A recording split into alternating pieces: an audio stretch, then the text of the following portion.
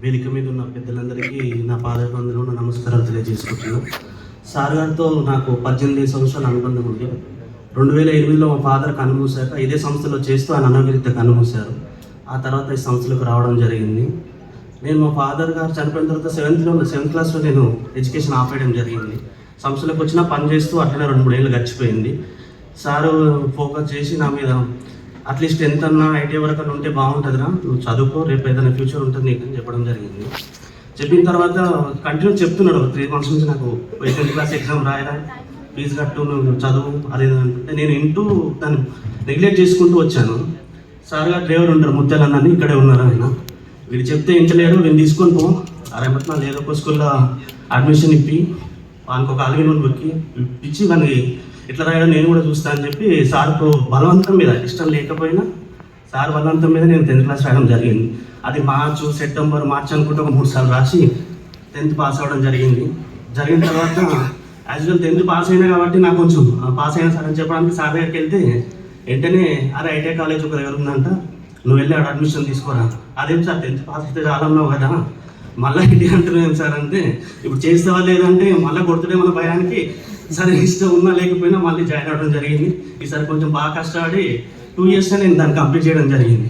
తర్వాత కొన్ని రోజులకు నేను చెప్పలేదు సార్ ట్రాన్స్ఫర్ అవ్వడం, నేను మళ్ళీ కలవలేదు సార్కి ఆ విషయాన్ని చెప్పలేకపోయినా. ఒకసారి మధ్యలో ఇప్పుడు విద్యుత్ సార్ టప్పలే ఎడ్యుకేషన్ కలిసి ఏం రా పాస్ అయినావా లేదంటే పాస్ అయినా, మళ్ళీ చెప్పలేదు ఏంది రానంటే మళ్ళీ నువ్వు ఏదైనా చదువుతుంటే నా వల్ల కాదు, ఈడికే బలవంతంగా వచ్చిన నేనంటే సరే మంచిది, ఇది ఆశీర్వాదం, చదివినా కదా ఇప్పుడు చేసుకో, కొంచెం చేయలేం పోస్ట్ పడితే చూద్దాం దాని తర్వాత అన్నారు. దాని తర్వాత అట్లనే ముందుకు ఇక సాగుతూ ఉంది. సార్ గారి అంటే నేను ఆయన దగ్గర పని చేసిన అని చెప్పి నేను మా ముత్తలను మా మదన్నను చాలా మంది ఆయన దగ్గర చాలా మంది శిష్యులు ఉన్నారు, 20 మంది దాకా శిష్యులు ఉంటారు. మేమందరం మన దగ్గర చేసిన మా ఫ్యామిలీస్ మా కుటుంబాన్ని ఇప్పుడు తెలుసు కాబట్టి సార్ హెల్ప్ఫుల్గా ఉంటారని కాదు. సార్ మైతవనంలో ఉంటారు, మా దగ్గర ఇక్కడ ఆఫీస్ మాది. వారు ఎస్ఎన్ఆర్ నుంచి వస్తారు. అయితే ఎస్ఎన్ఆర్లో సిగ్నల్ దగ్గరనే ఒక లేడీ మంచి కుటుంబం నుంచి వచ్చిన ఆమె, ఒక 75 సంవత్సరాలు ఉంటాయి ఆమె. సార్ మరి ఎప్పుడు గమనించారో తెలియదు. గమనించినాక చూసిండో ఆఫీస్కి వచ్చాడు. ఫస్ట్ రాగానే రాజు ఎస్ఎన్ఆర్ల సిగ్నల్ దగ్గరకు రావడం ఉంది, ఆమె బెగ్గింగ్ చేస్తుంది. అదేం సార్ ఆమె ఎవరో అడుగుంటే మనకి ఎందుకు సార్ అంటే, నువ్వు ఫస్ట్ చెప్పింది ఏంటంటే ఫస్ట్ భయం, ఆయన కన్విన్స్ చేయాలంటే ఫస్ట్ భయం అనగానే సరే సార్ అని పోయి కనుక్కోవడం జరిగింది. ఆమె పెద్ద కుటుంబం, వాళ్ళ ఒక అబ్బాయి ఉంటే చనిపోవడం జరిగింది. 75 సంవత్సరాలు ఆమె. అట్లేని స్థితిలో ఆమె వెంగళూరు గుడి దగ్గర ఆ మాస్టర్ తీసుకుని ఆమె ఉంటుంది. వచ్చి సార్ ఇది ఇన్ఫర్మేషన్ అని చెప్పిన తర్వాత వితిన్ 2-3 daysలో అంటే ఆమెకు సొల్యూషన్ క్రియేట్ చేసిన, అంటే మనకు తెలుసు అని చేసడం వేరు, తెలియని వాళ్ళకు కూడా ఆయన కంటికి కనబడినా ఆయన చెవికి వినపడినా వాళ్ళు ఎటువంటి కష్టాలు ఉన్నా మన సాయం చేయడానికి అందరిద్దరు సార్ ముందుంటాడు. దానికి అదేగా ఉన్నాను నేనే. అందువల్ల సార్ని అది చూస్తూ ఎదిగిన నేను ఆయన ఇన్స్పిరేషన్ తీసుకొని ఒక ఫౌండేషన్ స్టార్ట్ చేసి ఎన్నో కార్యక్రమాలు చేసాం. తర్వాత నేను ఏదైతే నేను పుట్టిన ఊరికి ఏదో ఒకటి చేయాలని చెప్పి మా ఊరిలో ఉన్న స్కూల్స్ నేను అడాప్ట్ చేసుకోవడం జరిగింది.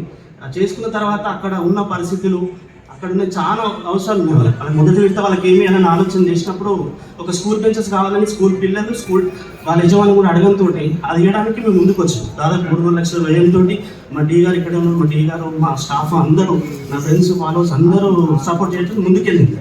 అయితే అంత పెద్దది ఇచ్చిన తర్వాత ఒక బెంచ్లు ఇస్తే సరిపోతుందా అంటే కాబట్టి చాలా సమస్యలు ఉన్నాయి. కానీ ఎవరైనా ఒక వ్యక్తి అది ఒక ప్రొజెక్ట్ చేసే వ్యక్తి అంత అది ఇప్పిస్తే ఆయన ఆశీర్వాదం పలుకుతుంది, మిగతా పనులు కూడా నాకు కొంచెం ఉంటుంది కదా అనే విషయంతో ఫస్ట్ గుర్తొచ్చిన వ్యక్తి మా గురువు గారే. సార్ మీరు ఇట్లా నేను అనుకుంటున్నా సార్ చేస్తున్నా అంటే, సార్ అప్పుడు ఎస్సీసీఎల్ మెట్రోగా పనిచేస్తుండే, పక్కనే సిఎండి గారు కూడా ఉంటుండే, వాళ్ళ గెస్ట్ హౌస్లోనే ఉంటుండే. చాలా బిజీ షెడ్యూల్ ఎస్సీఆర్ అనగానే వాళ్ళకు చాలా వర్క్ టెన్షన్ ఉంటుంది, వాళ్ళు టైం ఇవ్వరేమో అనుకున్నా. పోయిన తర్వాత అదే ఏ రోజు అంటే 10 రోజు అన్నారు. ఆ రోజు కూడా వాళ్ళకు సి గారి సైట్ విజిట్ ఉండే. లేదురా నాకు కొంచెం సైట్ విజిట్ ఉంది కానీ నేను వస్తా, కానీ పొద్దున వచ్చి నేను మళ్ళీ కంప్లీట్ చేసుకుని సైట్ విజిట్కి వెళ్ళాలా అని అన్నాడు. సరేనా సార్ మీరు రావడం నాకు ఎక్కువ కానీ పిల్లగానే సార్ ఇమీడియట్గా వచ్చింది. రాగానే వచ్చిండు, ఈవెంట్ సక్సెస్ చేసిండు, మళ్ళీ రిటర్న్ సైట్ తీసుకుని వెళ్ళిపోయాడు. అది జీవితాంతం నేను రుణపడి ఉంటానే మాట చాలా తక్కువ మందికి చెప్తాం. ఎందుకంటే వారు ఒక ఎస్సీ హోదాలో ఉన్నారు, నేను మామూలు ఒక అటెండర్ని. నేను పిలిస్తే ఆయన రావాల్సిన అవసరం లేదు, నేను రాను అంటే కూడా నేను చేసేది ఏం లేదు. కానీ ఎవరైనా పైన ఆఫీసర్ పిలిస్తే వెళ్ళడానికి ఇష్టపడతారు తప్ప నాలాంటి ఒక అటెండర్ పిలిస్తే రావడానికి ఎవరు ఇష్టపడరు, మనం ఎంత మంచి పని చేసినా కూడా. కానీ సార్ అంటే నా శిష్యుడు ఒక మంచి కార్యక్రమం తీసుకున్నాడు, మనం మనకి ఎట్టి పరిస్థితుల్లో సపోర్ట్ చేయాలని ఒక నిర్ణయం తీసుకొని ఆయన 300 kilometers up and down travel చేసి ఆయన రావడమే కాకుండా దాదాపు 300 మంది పిల్లల కోసం కార్లు ఉంటే వాళ్ళు ఆడుకునే బొమ్మలు, ప్లేయింగ్ గేమ్స్ అన్నీ తీసుకొని రావడం జరిగింది. అంటే ఆ రోజు మేము బెంచీలు ఇస్తే వాళ్ళకి ఎంత ఆనందం కలిగిందో వాటితో పాటు సార్ ఇచ్చిన టాయ్స్ గేమ్స్ అన్ని 300 పిల్లల కంటే వాళ్ళు ఇంకా ఓవర్ ఎగ్జైట్మెంట్ అయిపోయారు. మామూలు పప్పన దగ్గర బిర్యానీ అంటే ఎగ్జైట్ అయితే బిర్యానీతో పాటు అంశం కూడా ఇచ్చినట్టు అయింది.